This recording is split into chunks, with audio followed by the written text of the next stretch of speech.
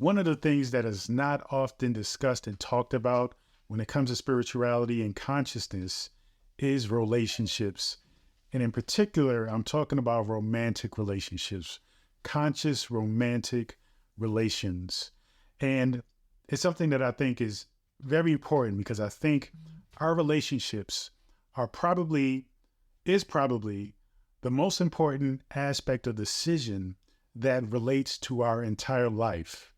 The partner you choose will in fact be a pivotal, fundamental aspect of the direction you take in life. So when you are developing your skills of relationships and fine tuning what it is that you're looking for in a partner, even friendships, even associates, even business partners, you have to really consider drastically how important it is the decision that you're about to make is.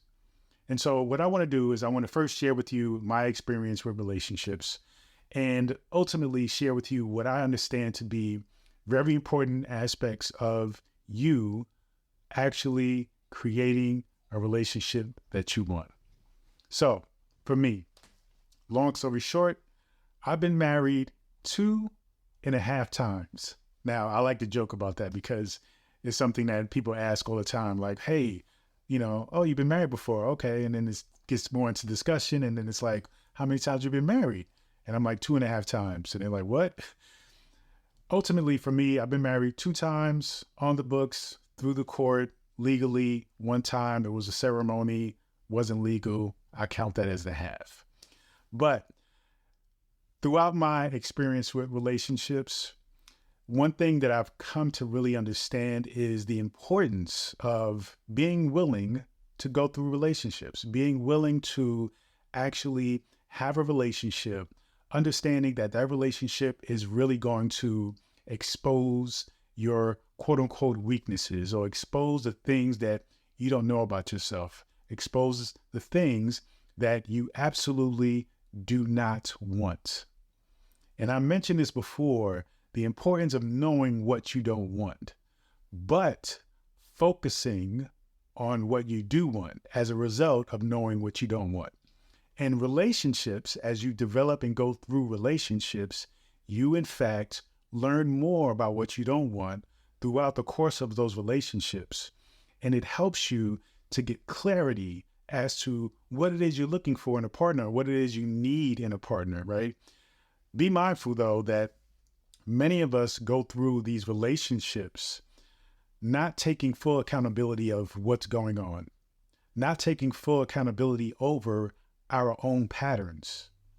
You see, for me, it took some time, but I began to look at myself when a relationship ended, understanding, okay, this is about me. This isn't about the other individual.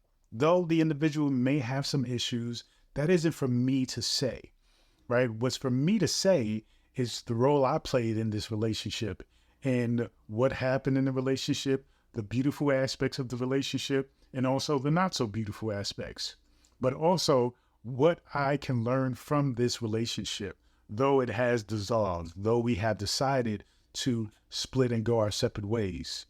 And the more I took responsibility over that, my role in the relationship, whether it be good or bad, the more I was able to evolve and get better at relating, get better at my relationships.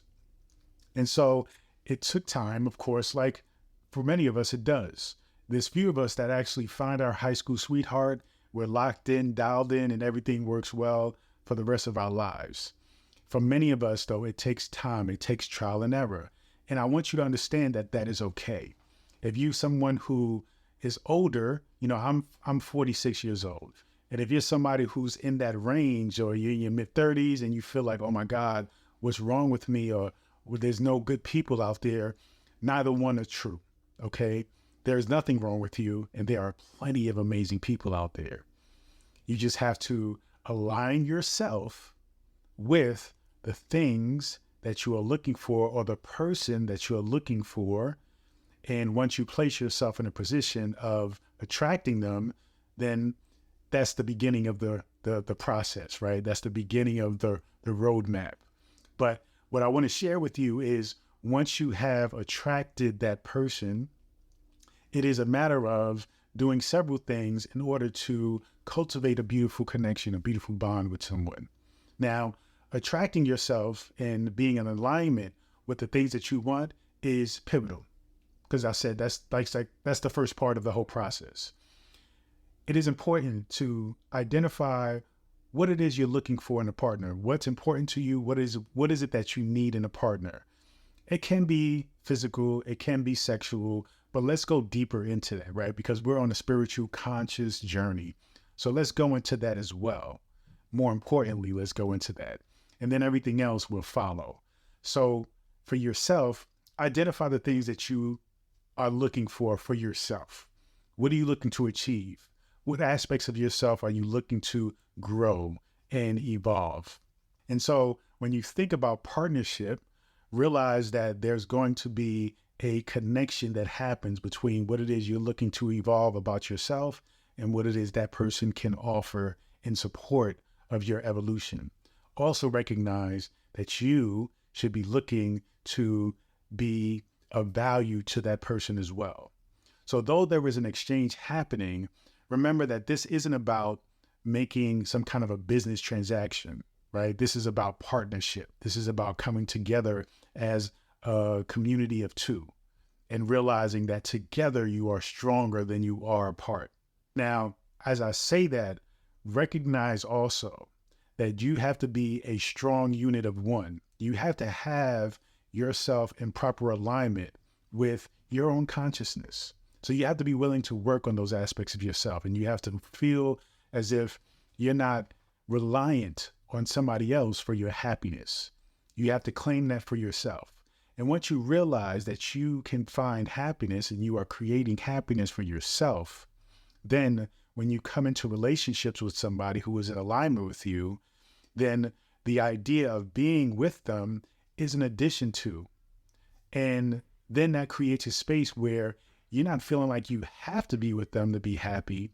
You are choosing to be with them. Okay. And that's a big difference in understanding there is a choice. When you have a choice, it brings something more beautiful, something more dynamic to the relationship, to the bond, to the connection.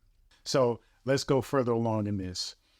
When you are in relationship with somebody, all right, when you are developing or even when you are wanting to cultivate and create a relationship with somebody, there are a few things you must do. One is you have to be vulnerable. Yes, vulnerable. Now, vulnerable isn't being overbearing. It isn't just dumping all of your stuff on someone. Because remember, you still have to be in alignment with your own consciousness. You have to be in a sense of control over your emotions and your thoughts. You have to be willing to go through a process of acknowledging when something is going on with you, right? And then you have to be willing and able to communicate that effectively with love, compassion, and wanting them to feel safe as you're communicating with them. Now, I know there are a lot of layers to everything that I'm saying, and I will break them down. So if you do have more questions and you want me to get into detail about particular things that I'm saying, feel free to ask. But you ultimately want to create a space where you can effectively communicate with another person about whatever you're going through. And this is actually more important than you being able to communicate with them is your ability to listen to them. Listening to them is by far the most impactful, most profound thing you can do in your relationship. I'm not talking about listening to them, waiting for you to speak. I'm talking about authentically listening to what somebody is saying, right? And allowing them to fully express themselves and you be fully present with what it is that they're saying, feeling, and projecting and putting out to you and communicating to you. Listen, this is by far the most beautiful thing that I've ever experienced. When you truly listen to somebody, listen and put yourself as much in their shoes as you possibly can and hear them. Not simply trying to fix their situation, but just simply listen to where they at, how they feel, their point of view, their reality. Just listen and not disagree, not agree, just listen. I mean, trust me, it takes practice because you feel like you need to fix something. You feel like you need to tell them what to do. You feel like you need to tell them that they're right, or you need to tell them that they're wrong. There's a whole nother level to it. And it's just simply by being with them, feeling what they feel. That is by far the most powerful thing you can do in your relationship. Now, when you do that, you will create a connection, a bond. You will allow your partner to feel a sense of safety that cannot be rivaled, to feel a sense of comfort, to feel a sense of trust. Okay? Now, when you have that and you cultivate that, then naturally it will be reciprocated for you. It will create a space for you to be able to express yourself. Now, be mindful. Me personally, I don't think my relationship is about dumping my issues, my problems onto my partner. For me, my objective in my relationship is to give value to the person that I love. Sometimes I have things that I need to work out. And when I am in the process of working them out on my own, if I reach a stumbling block or a wall, then I go to my partner and say, this is what's going on. This is as far as I've gotten, and thought about, either just listen or give me some ideas, give me something to work with, which will send me to the next level of processing. Okay. So most importantly, though, you want to focus on what you can offer your partner, not so much demanding what your partner should offer to you. You see, this is the thing, is that we're busy going into relationships demanding of people what they are not capable of giving. This is why we need to pay attention to compatibility. People are who they are. We cannot change people.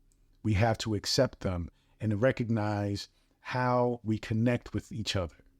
And if we connect with each other in a certain way, if they communicate and speak your love language, or they know your love language and know how to speak it to you, then you recognize that person might be a good fit for you. So keep in mind the importance of communication, but more so listening.